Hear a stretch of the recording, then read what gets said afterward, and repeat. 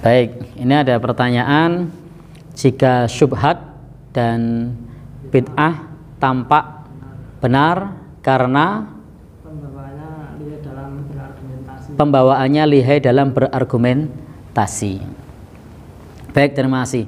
Oleh karena itulah di dalam beribadah itu bukan argumentasi yang dipakai, tapi dalam beribadah itu dalil. Jadi bukan pembenaran yang dipakai, tapi dalil.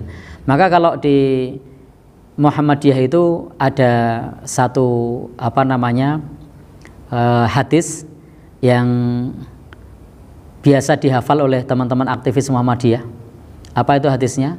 Taraktu fikum amroini ma ing tamassaktum bihima lang tadillu abada. Kitaballah wa sunnata rasulihi. Kalau hadis ini insya Allah teman-teman banyak yang hafal. Yang tidak hafal yang mana nih? Nah, hafal semua kan? Tidak ada yang ngacung. Nah, jadi aku tinggalkan kepada kalian dua perkara. Nah, jika kalian berpegang teguh dengan dua perkara itu, niscaya kalian tidak akan tersesat selama-lamanya. Apa itu?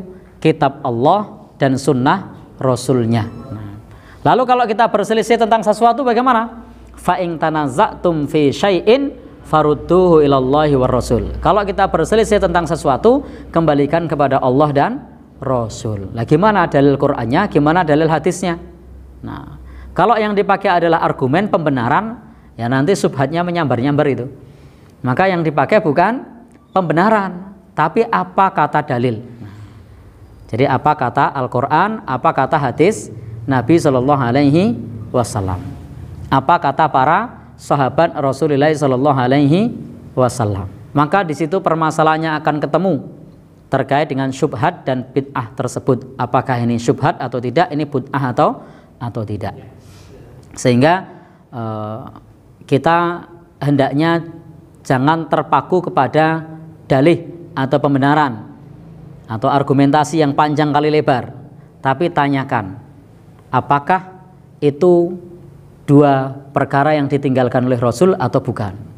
Kalau kemudian itu berdasarkan kepada Al-Quran, berdasarkan kepada As-Sunnah, maka kita terima. Kalau itu berselisih pendapat, maka prinsipnya sudah jelas. Farudduhu ilallahi war rasul. Kembalikan kepada Allah dan Rasul. Itu sudah jelas.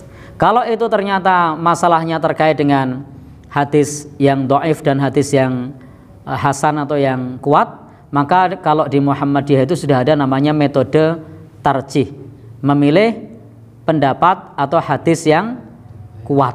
Nah, yang kuat, yang terbaik. Biasanya menggunakan pendekatan bayani, burhani dan irfani.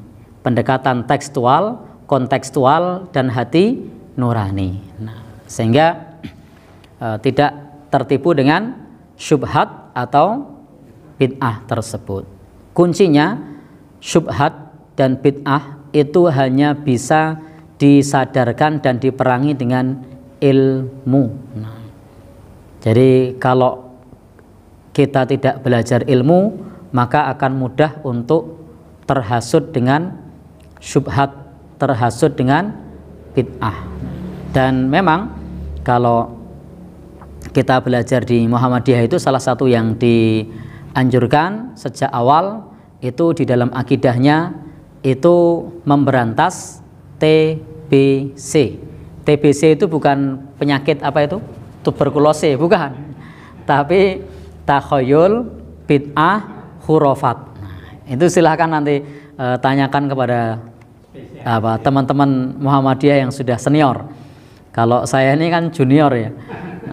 Dan memang sekarang di kalangan anak-anak muda itu sudah jarang dibahas.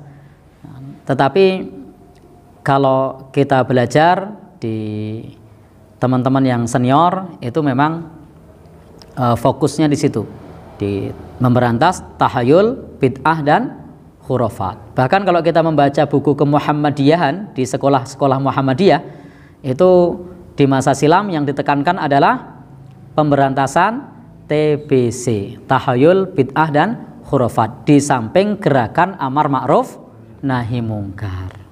Untuk apa? Fastabiqul khairat, berlomba-lomba di dalam kebaikan. Dan tidak masalah Kalau misalnya kita sebagai mubalik itu sifatnya hanya menyampaikan, sifatnya hanya melayani jamaah, tidak mencari jamaah, tapi melayani jamaah. Diterima alhamdulillah, ora yo wis. Karena sifatnya kita hanya melayani jamaah, tidak mencari jamaah. Jadi sifatnya hanya melayani jamaah. Termasuk kalau ada orang yang syubhat, kita jelaskan. Sifatnya hanya melayani jamaah, bukan mencari jamaah. Kalau ditompo alhamdulillah, ora yo wis. Tugas kita sudah selesai. Namanya juga mubalik. Mubalik itu tugasnya hanya menyampaikan. Wallahu a'lam bishawab.